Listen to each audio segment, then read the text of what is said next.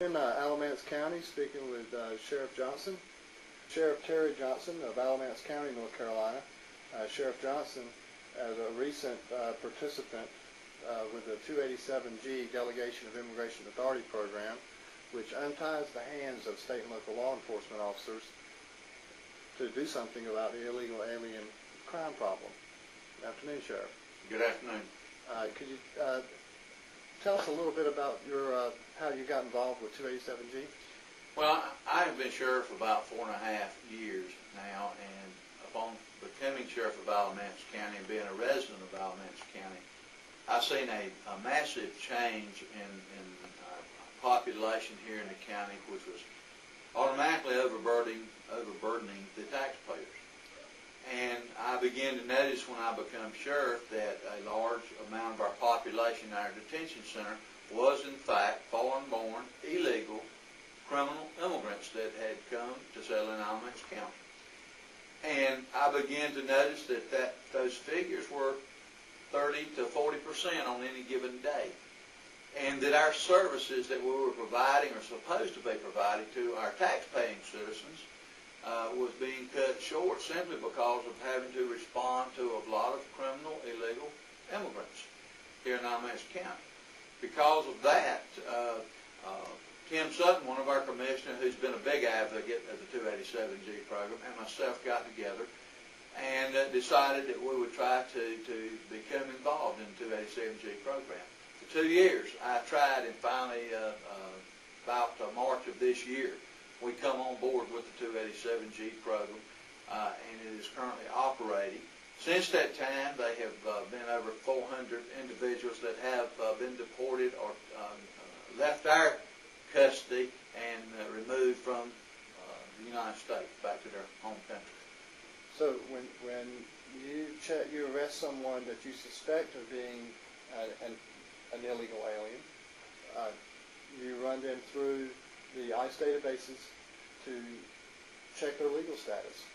That's correct. Any foreign-born individual that comes through our doors as a violator of our state law is processed for the possibility of being an illegal criminal immigrant here.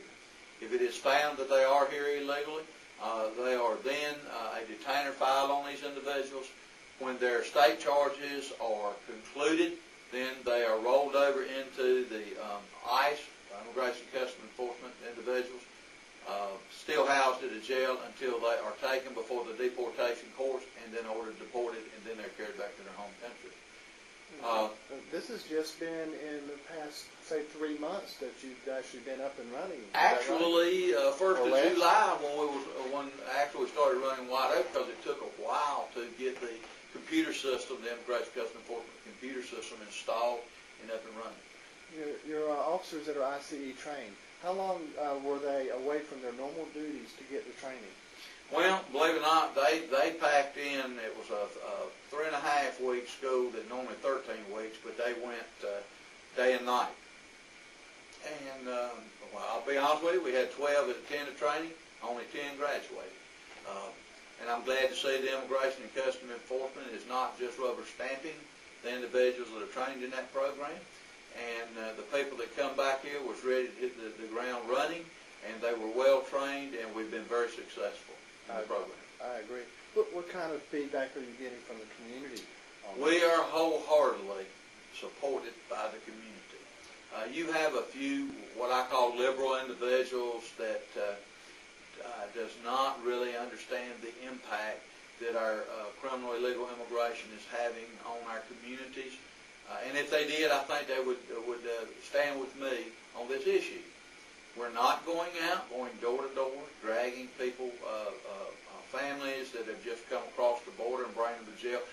In order to come into our custody, they will have to have violated a state or federal law here in Alamance County. And once they come through the doors as a foreign-born individual, they are processed. One of the things you had mentioned were the North Carolina driver's license. Yes. And you said something that was very, seems like common sense, no-brainer to me, about the fingerprint, just a simple fingerprint. We've had the opportunity to arrest numerous illegal immigrants here with 6 or 7 different sets of driver's license with different names. And the way you can prevent that is like a lot of other states, I say several states are doing.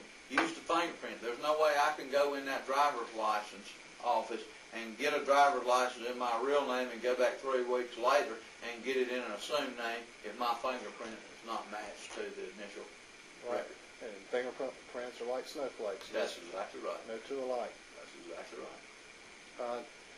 One of the things that people opposing the 287G program throw out there is a concern that you're going to be going out and profiling and papers, please, kind of being aggressive against a particular community, considering that the Homeland Security report, A Line in the Sand, suggests that 85% of the illegal alien population are from Mexico, and the vast majority of the Mexican population is Hispanic. It does end up being that the vast majority of the illegal aliens that you arrest or identify as illegals are of Mexican or Hispanic descent. Of the illegal aliens that are not Mexican or not Hispanic descent, are you encountering very much Muslim or Islamic? We have filed detainers on Italians, on several people from Ecuador, Guatemala, Mexico, Germany. It's been a whole gambit that's come through this jail. Like I say, we don't ask, are you Hispanic, whatever. If you are foreign born and come into this jail on another criminal charge, you are processed for deportation and to check your legal immigration status.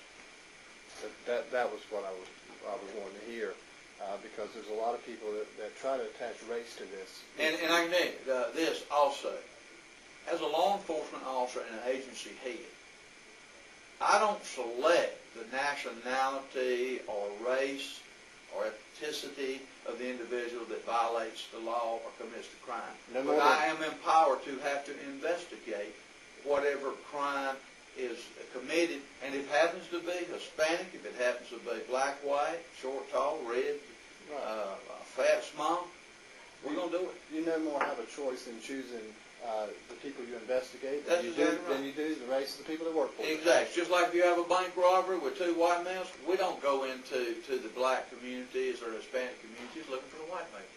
That's right. You go where the it calls for. It's like Dillinger said. I'm asking him why he robbed banks. He said, because that's where the money is. That's exactly right. Yeah.